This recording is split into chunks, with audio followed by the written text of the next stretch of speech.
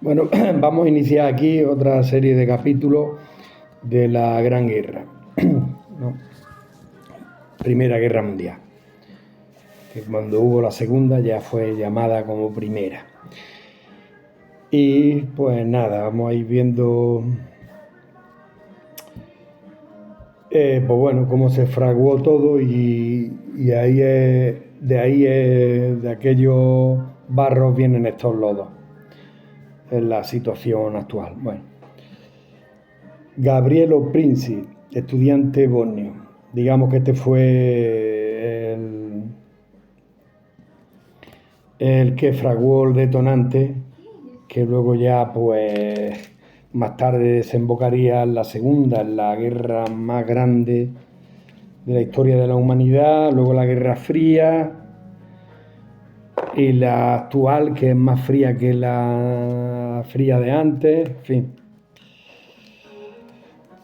Y bueno, pues a principios del siglo XX los Balcanes era la zona más inestable. Había tres imperios que pugnaban por la influencia de poder: el austrohúngaro, el otomano y el ruso. En Serbia, que estoy montando ahora, en Serbia también, en Serbia, por ejemplo, en Belgrado, había 30 mezquitas. Y en la actualidad queda una. Serbia había expulsado a los turcos otomanos, ¿no? O sea, Serbia había formado parte del Imperio Otomano, pero se había independizado. Y se había declarado reino eslavo independiente con ayuda rusa. Pero ahora tenía otro problema. Otro enemigo ahora tenía otro problema, otro enemigo. Habían expulsado a los otomanos por el sur, pero al norte tenía la amenaza del Imperio Austrohúngaro, más temible que los primeros, si se quiere, ¿no?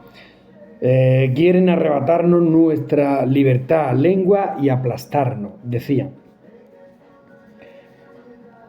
Gabrielo Princi era serbio. Bueno, años antes los austriacos habían arrebatado a los otomanos el control de Bosnia, ¿no? Porque Bosnia también había pertenecido mucho tiempo al Imperio Otomano. De ahí, por eso hay tantos bosnios musulmanes, ¿no? Porque como ya dijimos en su momento, el Imperio Otomano era tolerante con todas las religiones y minorías étnicas, pero a base de impuestos, y entonces pues tampoco había inconveniente que a base de no pagar impuestos pues se iban convirtiendo al Islam. Entonces, el objetivo del heredero al trono austrohúngaro, Francisco Fernando, sobrino del marido de Sisi, no, o sea, de que era Francisco José, el emperador austrohúngaro, marido de Sisi, y ahora nunca he visto yo la película Sisi Emperatriz, creo que ya en ese momento había tenido su fatal desenlace, pero ya siento curiosidad la voy a ver para ver qué aporte histórico también aporta. Entonces este heredero de los Habsburgo, como digo, sobrino de Francisco José, emperador de Austria y también rey de Hungría, porque se había formado una monarquía dual. Pues en el 1914, ¿no?, se habían asociado Austria y Hungría, formando el Imperio Austrohúngaro, el reino de Hungría. Entonces el emperador Francisco José también era rey de Hungría. En 1914 llevaban 66 años gobernando, 66, que se dice pronto para esos tiempos, sin cambio. No puedo decir de paz, porque claro, no paraban de anexionar provincias, ¿no?, como Serbia, Bosnia, o como parte de Galicia, que es una parte de Ucrania, que ya en su día tuvimos esa duda y ya queda totalmente, que es la capital, es la actual Leópolis, Leópolis.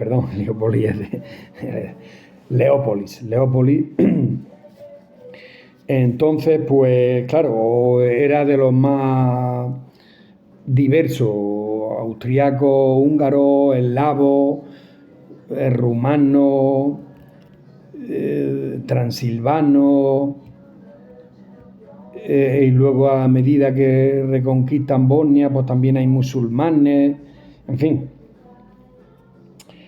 Entonces, como digo, llevan 66 años sin cambio en su política. Viena era una ciudad cosmopolita, cultural, etcétera, había grandes músicos, en fin. El Imperio Austrohúngaro, había, como digo, teutones, ¿no?, que eran alemanes, austriacos, húngaros, rumanos, checos, eslavos. Habían elaborado una guía para reconocerlos entre ellos, porque claro, se despreciaban, había razas, me imagino que los austriacos despreciaban casi al resto.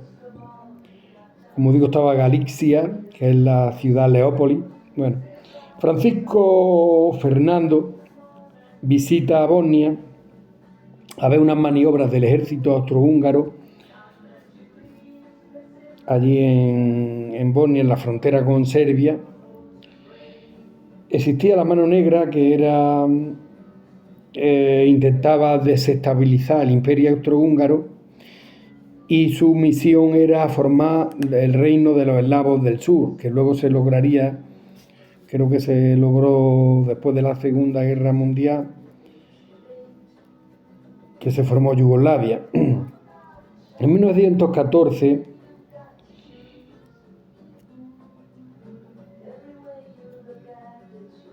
reunido el Kaiser alemán,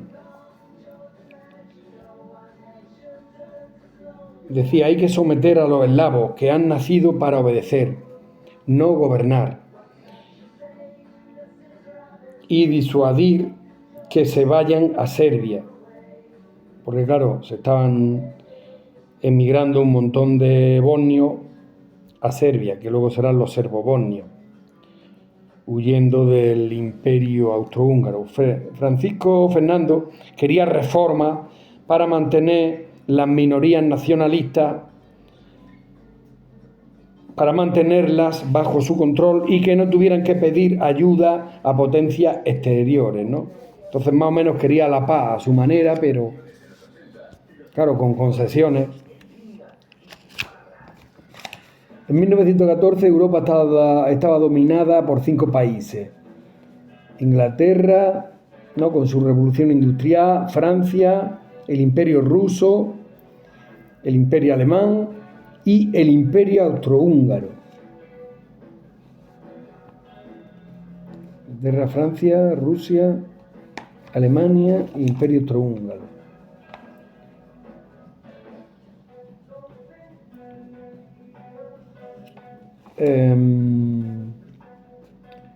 Necesitaban mano de obra,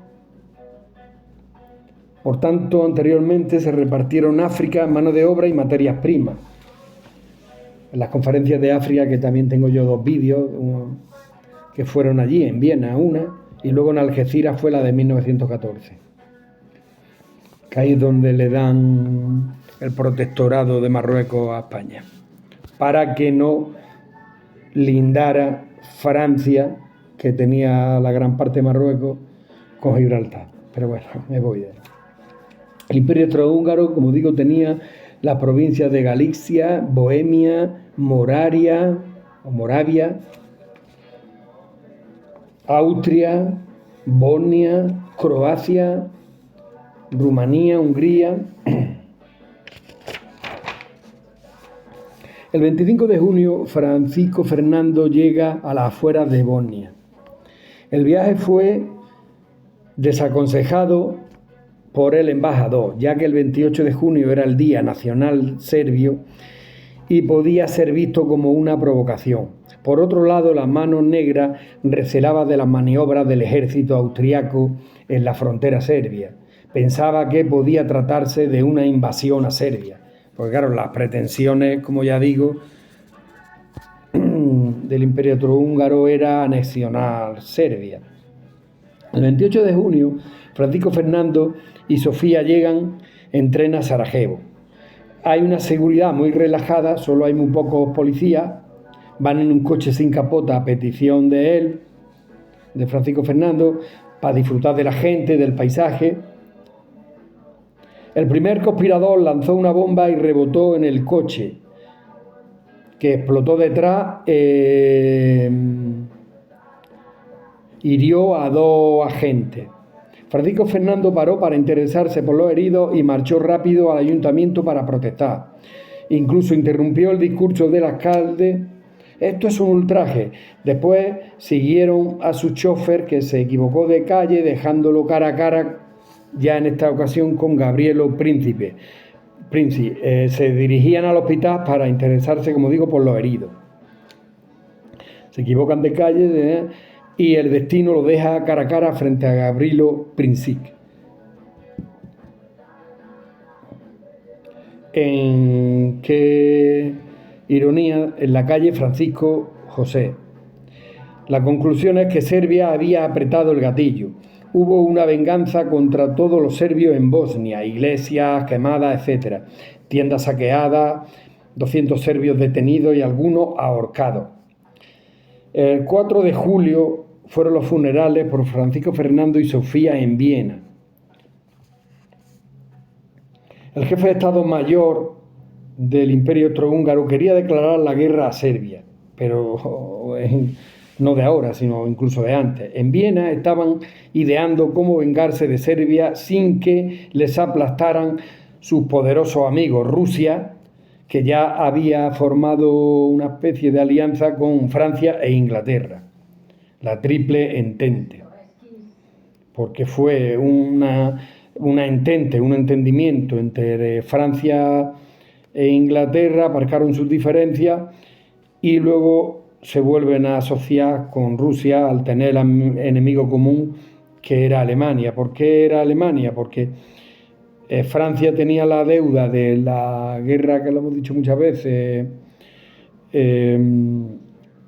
franco-prusiana en el 1870, donde derrocan el último imperio del sobrino de Napoleón, Napoleón III creo que era, y ahí con Otto von Bismarck ganan y se anexionan Alsacia y Lorena, 2 regiones muy ricas que están ahí en la limítrofe, en la frontera, son francesas, pero se la anexiona en el 1870 Alemania. Por tanto, estamos hablando del 14, llevaban 30, 44 años en su poder, pero seguían, por lo menos en la intimidad, me imagino que seguirían hablando francés. Pues este jefe de Estado Mayor, Conrad, declara la guerra y les ayudarían los alemanes. Le declara la guerra a Serbia, pensando en que los rusos no intervendrían por temor a una revolución interna. El Kaiser estaba tranquilo, incluso se fue de vacaciones. En Sarajevo ya estaban con el juicio de Gavrilo, demostrando que unos oficiales serbios le habían ayudado y con la ayuda incondicional de Alemania le bastaba para Austria. Lo condenaron a 20 años, pero murió en 1918. Alemania pensaría que esto iba a ser otra nueva guerra de los Balcanes y que esto no se iba a extender. Austria le envía un ultimátum a Serbia, que es inaceptable. El Kaiser Guillermo le sorprendió en su yate en Noruega. El 24 de julio, el rey de Serbia telegrafió a Rusia pidiendo ayuda. Rusia convoca reservistas y ese día Austria declara la guerra a Serbia. Francisco Fernando quería los Estados Unidos de Austria, aunque a su tío no le hiciera mucha gracia. Pero bueno, ya Francisco Fernando ya era historia en aquel momento.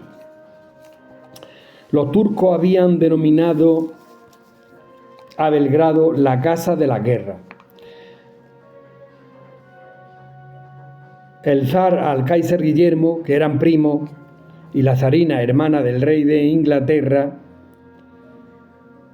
Querido Guillermo, se ha declarado una guerra innoble contra un país débil. La indignación de Rusia no tiene límite. Hay un cruce de telegramas. Querido Nicolás, ¿no? Este le dice el Kaiser Guillermo, el Kaiser alemán, a su primo Nicolás: estoy ejerciendo toda mi influencia sobre los austriacos. Espero que tú me ayudes a salvar cualquier dificultad que pueda presentarse. Querido Guillermo, mis tropas no iniciarán ninguna acción provocándola.